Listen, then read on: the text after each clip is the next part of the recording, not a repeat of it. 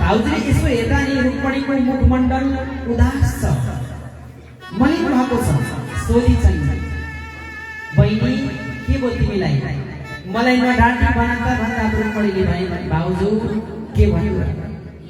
मेरो बेटी कृष्णसँग गर्ने मन हो, तर मेरा दाजुले शिशुपालसँग गर्ने निश्चय गर्नुभयो भन्ने कुरा मैले सुने हो कि होइन? मैले पनि त्यही सुनेकी छु बहिनी। तिम्रो दाजुले शिशुपालसँग विवाह गरिदिन्छु भनेर निश्चय गर्नुभएको रहेछ। आज बहिनीले भने, भाउजू म कान समाउँछु, म त शिशुपालसँग 1 विवाह गर्दिन, 2 विवाह गर्दिन, 3 विवाह गर्दिन। मेरा पति हुनुपर्छ भने कृष्ण नै हुनुपर्छ। अब त धर्म सङ्कटमा भाउजू, यदि तपाईले बहिनीलाई मान्नुहुन्छ, बहिनीको हित चाहनुहुन्छ भने मलाई केही उपाय बताइदिनुहोस् न भनेर निवेदन गरिन् रुक्मणीले। भाउजूले भनिन्, बहिनी तिम्रो लागि त म प्राण दिन तयार छु। अहिले हाम्रा गाउँमा के भन्छ, ल हे नन्दले भाउजूदेखि अलिक गराउनु पर्छ नि, कहीँ त बहिनीको बिहे गर्ने अनि भाउजू भित्राउनु भन्दा रहेछ। के हुन्छ, पहिले भाउजू भित्राउँदा हुँदैन भन्दा हुँदैन, भाउजू भित्राएपछि नन्द र भाउजू झगडा गर्छन् कि पुरै मिल्दैन। त्यसैले पहिले नन्दको बिहे गरिदियो अनि भाउजू भित्रायो। ए भगवान्, कोही यता मिलेको जग्गा कुरो। भाउजूले भने, म छु नि नन्द, चिन्ता नगर, तिमीलाई के चाहिएको भन त, मलाई केही उपाय बताइबक्स्योस्। कृष्णलाई म कसरी पाऊँ, सन्देश कसरी पठाउँ त? रुक्मणीलाई भाउजूले भनिन्, बहिनी तिमी चिठी लेखेर तयार गर, अनि हाम्रा कुल ब्राह्मण गुरु हुनुहुन्छ उहाँलाई हातमा दिएर पठाइदिनु पर्छ चिठी। बस उहाँले चिठी पुर्याउनुहुन्छ, सन्देश थाहा पाउनुपर्छ कृष्णले। त्यसो भने मेरी भाउजू, आहा बार नाम गर्छु हजुरलाई। अब रुक्मणीले भने, ठिक छ भाउजू, म पहिले चिठी लेख्छु। चिठी लेखिसकेपछि अनि ब्राह्मणलाई बोलाएर पत्र द्वारकाधीश श्री कृष्णलाई पठाइदिए। अब रुक्मणी आइन्, चिठी लेख्न थालिन्। कस्तो चिठी होला? तपाईँ हामीले लेखे जस्तो चिठी होइन रुक्मणीको। पहिले कस्तो चिठी, एउटा कथा छ, यतातिर धेरै लामो नजाउँ, यति बुझ्नु। बिचरा विवाह गरेर विदेश गएछन् श्रीमान, उनले चिठी लेखे। पहिले अहिले जस्तो मोबाइलको प्रचलन थिएन, पहिले डाकबाट चिठी पठाउनु पर्थ्यो, धेरै समय लाग्थ्यो पुग्नलाई। आज विदेशबाट चिठी आयो श्रीमतीलाई, हे मेरी प्यारी के गर्दैछौ तिमी? अब अरू के लेखे पतिले, हे प्राण भन्दा प्यारी हौ तिमी, मेरो जीवन साथी हौ तिमी, के छ खबर सबै लेखिदिए। अब उताबाट त चिठी आयो, यता पनि त पठाउनु त पर्यो नि त केही न केही है। यता श्रीमतीले यसो पढेर लेखिदिन्छन्, दिउँसो लेख्दा सबैले देखिहाल्छन्, बेलुका लेखिन् कि बिहान लेखिन्। के लेखिन्? हे स्वामी दीननाथ, तपाईलाई दिन सक्दिन साथ, अर्कैको समय सकेकी छु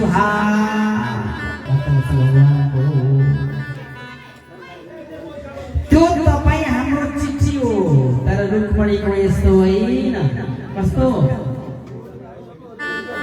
समाजस्थ महानुभाव, अहिलेका रुक्मणीले, तपाईँका छोरीहरूले अहिले सिक्दा वकिल बने भने पनि एउटा पत्र लेख्न सिकाइन्छ, त्यो डिभोर्स पत्र हो।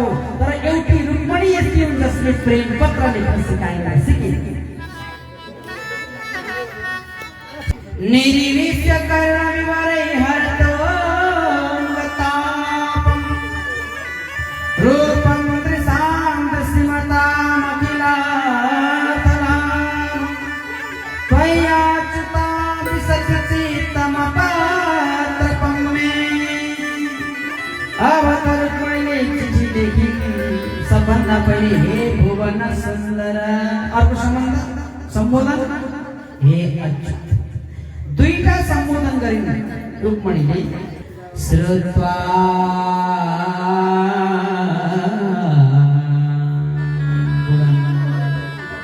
मैले हजुरको गुण मात्रै सुनेको हो, हे भुवन सुन्दर, तपाईलाई देखेको पनि छैन, कहीँ गफ पनि गरेको छैन, तर हजुरलाई मैले हजुरको कथा सुनेको, तपाईको गुणगान मैले गाएको हो। तर मलाई के भयो भने नि कर्ण बिमारी भएछ। मैले जुन दिन तपाईको कथा कानबाट सुने, गुणगान सुने नि, हरदम तापम, मेरा शरीरमा जति पनि अङ्ग थिए, अङ्गमा भएका तापहरू सबै समाप्त भएर गए। यसैले म निर्लज्ज भएर चिठी लेखिरहेकी छु। तपाईलाई लाग्दो हो यो स्त्रीले मलाई नचिनिकन चिठी पठाइछ भन्ने चाहिँ नभन्नु है कन्हैया। अपगता तपात लज्जाम त्वम अपत्रप। अब मैले लज्जालाई छोडेर निर्लज्जा भएर चिठी लेखिरहेकी छु। प्रभु परमात्मा कन्हैया, अब धेरै दिनले लामो प्रसङ्ग छ, हामीसँग समय थोरै छ, सर्टकटमा सारांशमा श्रवण गर्दै अगाडि बढौँ। सबै चिठीमा लेखिसकेकी छन् र अन्तिममा के भन्दै छिन् भने कन्हैया, अब हजुरलाई पनि मन चाहिँ होला, तर अब कसरी तिमीलाई पाऊँ भन्ने चाहना छ भने ध्यान दिएर सुन्नु। हजुरले नि माम राक्षसेन विधिना, राक्षस विधिले विवाह गर्दा हुन्छ। विधिनोद बहुधैर्यस्यं काम, विवाहका विधान धेरै छन्। 8 प्रकारका विवाह हुन्छ। एउटा ब्रह्म विवाह हुन्छ, दैव विवाह हुन्छ, हैन, आर्ष विवाह हुन्छ, प्रजापत्य विवाह हुन्छ, गन्धर्व विवाह हुन्छ, असुर विवाह हुन्छ, राक्षस विवाह हुन्छ, अर्को पैशाच विवाह हुन्छ। अब त हजुरले राक्षसेन विधिना, राक्षस विधिद्वारा मेरो विवाह गर्नु, मलाई लिएर आउनु भनेर भन्दैछ। राक्षस विधान भनेको के हो? विद्वानले भन्ने गर्नुहुन्छ, राक्षस विधि भनेको अराक्षसेन, अराक्षस विधिले भनेको तपाईले मलाई आएर हरण गरेर लिएर जानु। कन्याले चाहेर, कन्याको चाहनामा भगाएर विवाह गर्नुलाई राक्षस विवाह भनिन्छ। यो विद्वानको भनाइ। अब त हजुरले राक्षस विधिले विवाह गर्नुहोला।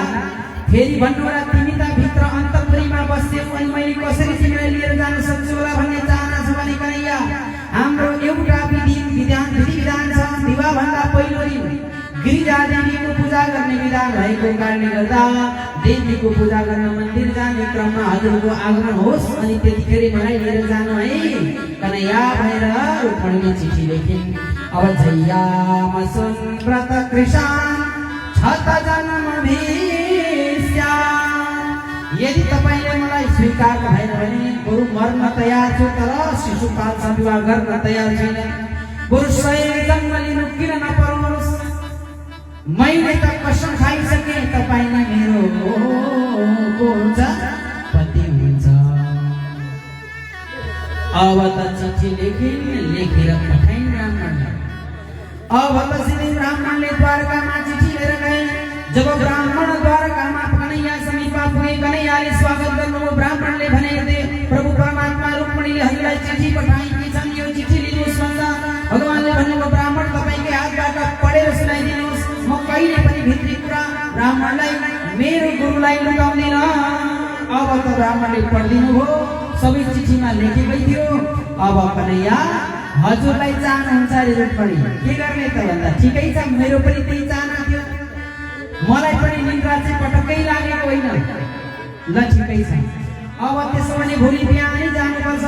बिहान हुने बित्तिकै रथमा विराजमान भएर आज भगवान श्री कृष्ण र ब्राह्मण कुण्डलपुरका लागि प्रवेश हुनुभयो। यता बलरामलाई थाहा भएको छ, कन्हैया गई भन्दा कन्हैया गइसक्नुभयो भने द्वारकावासीले कहाँ जानुभयो त कन्हैया भन्दा कुण्डलपुरमा रुक्मणीसँग विवाह गर्नलाई चिठी आएको थियो भन्ने खबर हामीले पायौँ भनेर द्वारकावासीले भनिदिए। बलरामजी पनि ओहो लाग्नु केही गडबड भयो भने भरे शिशुपालले चाहिँ हाम्रो भाइलाई केही गर्यो भने सिधै बलरामजी पनि लाग्नुभयो। उता रुक्मणी दुखिन्छन्। किन दुखिन्छन्? राम राम राम राम राम, यत्रो समय भइसक्यो, यतिका दिन भइसके, न खबर आउँछ न ब्राह्मण देवता हुनुहुन्छ। विवाहको समय आइसकेको छ, शिशुपाल पनि आइसक्यो। अब कन्हैया आउनु भएन भने त मेरो बिजोग हुने भयो भनेर रोदै छिन्। राम प्रभु परमात्मा हजुरसँग निवेदन, मैले जति व्रत बसेँ त्यो व्रतको फल कृष्णलाई पति बनाउन पाऊँ, मैले जति सत्कर्म गरेँ त्यो सत्कर्मको फल कृष्णलाई पति बनाउन पाऊँ भनेर धरधरी रोदै थिइन्। रोदै अब ब्राह्मण देवता पुग्नु हो। रुक्मणीले नमस्कार गर्नु हो, नमन गर्नु हो। ब्राह्मण देवताको आगमन भयो, धन्य भए। अब सबै वृत्तान्त सुनाइदिनु हो। देवी म एक्लै होइन, मैले त बेहुलो पनि लिएर आएँ सँगै कृष्णलाई। हो अब त बेला भयो, कहाँ जाने? गिरिजा देवीको मन्दिरमा जाने बेला भयो। अब त सखी सहित रुक्मणी बिस्तारै गिरिजा देवीको मन्दिरमा गएर पूजन अर्चन गर्न लागिरहेकी छन्। त्यो स्थल सबै गुरुकेशरी ढाक्नु भएको छ। रुक्मणीले सबै स्थलले ढाक्नु भएको छ। कहाँ त्यसै आफ्नो अनुहार देखाउन पाइन्छ र हजुर रुक्मणीले? आज त रुक्मणीजी पूजा गर्दै हुनुहुन्छ। ओम देव्यै नमः। आभारम आसनं चन्दनम अक्षतान् पुष्पं समर्पयामि। हैन, पंचमचारी पूजन क्रिया जे चतुर्थी पूजा गर्न होला। गिरिजा देव्यै नमः। अक्षता राखिदिनु, पुष्प राखिदिनु, फलफुल आदि सबै राखिदिनु। नैवेद्य निवेदयामि। नमस्कार हात जोडेर नमस्कार गर्नु। देवी प्रपन्नार्ति हरे प्रसीद मातर जगतो विनश्य प्रसीद विश्वेश्वरिपाय विश्वन्तमीश्वरी देवी चराचरस्य नमस्ते त्वं निकेवीक्षं स्वसतन्तामिता शिवं भूयात् प्रतिनिमि भगवान् कृष्णस्तनमोदता। ओम दुर्गादेव्यै नमः। ओम गिरिजादेव्यै नमः। नमस्कारमि। हे देवी, कृष्णलाई पति बनाउन पाऊँ भनेर अब रुक्मणीले पूजा अर्चन गरिन्। अब त बिस्तारै परिक्रमा रुक्मणी गर्छिन्। बिस्तारै रुक्मणी परिक्रमा गर्दै अब बाहिरतर्फ जाँदैछन्। हेर्नु है कति बिचारा यति हतार भइसक्यो नि रुक्मणीलाई। मेरो प्यारो कहाँ होला नि कन्हैया, हे मेरो प्यारो भनेर कृष्ण भगवान पनि उता आउनु भएको छ। राम कृष्ण कन्हैया भगवान पनि आउनु भएको छ होला भनेर जब बाहिर निक्ले रुक्मणी सेवकहरू छन्, सेनाहरू छन्, सबै हेरिरहेका छन्। रुक्मणी बाहिर आइन्। रुक्मणीले पनि यसरी कृष्णलाई हेर्दैछिन्। मेरो कन्हैया खोइ, मेरो कन्हैया खोइ, मेरो कृष्ण खोइ होला, कता हुनुहुन्छ होला भनेर चारैतिर हेर्दैछिन्। अनि पर हेर्दा कृष्ण भगवान आउँदै हुँदै रहेछ। यसो हेर्दा ओहो मेरो जोडी आए। भगवान श्री कृष्णले देख्यो, ज्याप्प समाउनु भएर रुक्मणीलाई लुजु भाग। अब द्वारकामा पुगिसकेपछि धुमधाम विवाह हुन्छ, स्वयंवरको कार्यक्रम हुन्छ। अनि त सबै द्वारकावासी हर्षले गदगद भएर विवाहमा नाच्छन्। नौमती बाजा बज्छन्। हैन, अब हामी पनि सबै तयार हौँ। अब त नौमतीबाट बज्न थाले, सबै नाच्न थाले। हर्षले गदगद कृष्णले रुक्मणीसँग विवाह गर्नु भएको छ। हे द्वारकावासी आओ नाचौँ। ल अब सबै नाच्न थाले। यता रुक्मणी र कृष्ण हेरे। रुक्मणीले कृष्णलाई हेरेछ, कृष्ण